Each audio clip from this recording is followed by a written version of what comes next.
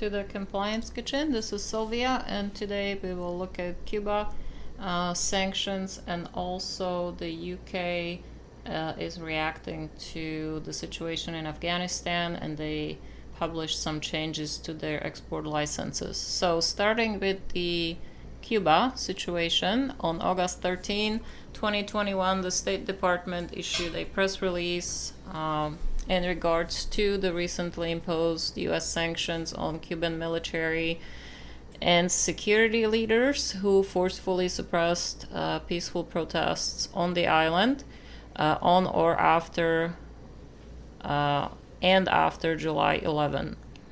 So the State Department announced in the August 13 press release that the U.S. Government is adding additional sanctions designations in connection with the suppression of these protests.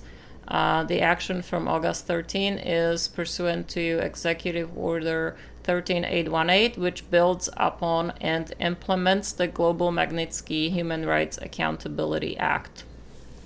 The state announced designation of Romarico Vidal Sotomayor Garcia, who is the chief of the political directorate of the Cuban Ministry of the Interior, Pedro Orlando Martinez Fernandez, who is the chief of the political directorate of the Cuban National Revolutionary Police, and the Tropas de Prevención, or TDP, of the Cuban Ministry of Revolutionary Armed Forces. The release tells us in more detail that Sotomayor Garcia's and Martinez Fernandez's political directorates are tasked by the Cuban government with maintaining loyalty within the ranks of their organizations to the Cuban Communist Party. The forces, including the PNR, which is the political directorate of the Cuban National Revolutionary Police, carried out violent repression of peaceful protesters who were calling for human rights and fundamental freedoms across Cuba. Indeed, the first secretary of the party and president of Cuba, Miguel Diaz-Canel, called the party faithful to combat against protesters. The TDP, which is the Tropas de Prevención, also known as Boinas Rojas or Red Berets, which is similar to the Cuban Ministry of the Interior's Special National Brigade, or Boinas Negras, which is the Black Berets, and I have a post from a few days ago about that on the compliancekitchen.com. So the Boinas Rojas, or the Red Berets, is a unit of the Cuban Ministry of Revolutionary Armed Forces, Directorate for Counterintelligence. Now, during the recent protests, the Boinas Rojas have been deployed, and it is believed that they violently arrested and beaten some of the protesters. So, for more identifying information on this, please visit compliancekitchen.com.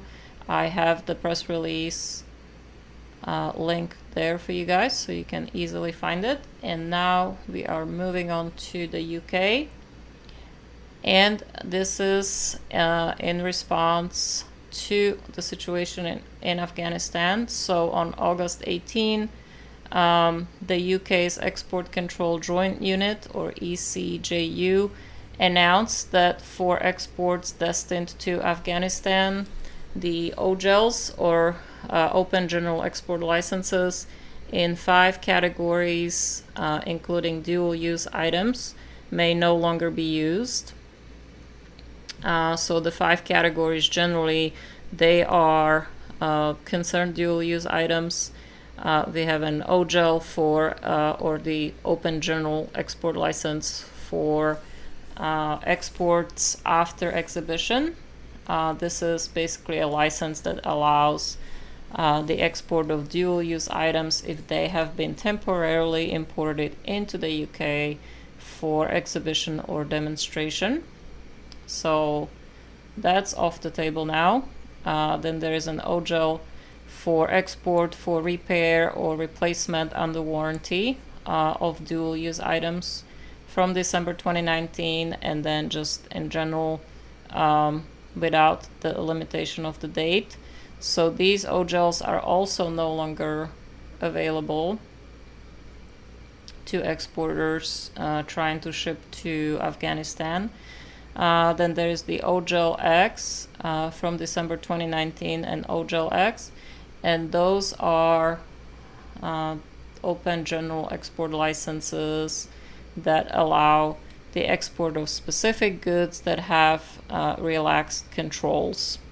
So they have schedules for you guys if you are exporting out of the UK. They have specific schedules to tell you which items this is applicable to, or rather is no longer applicable to, because you can't use it going forward if you're trying to export to Afghanistan, or if that's your final destination or where the end user is.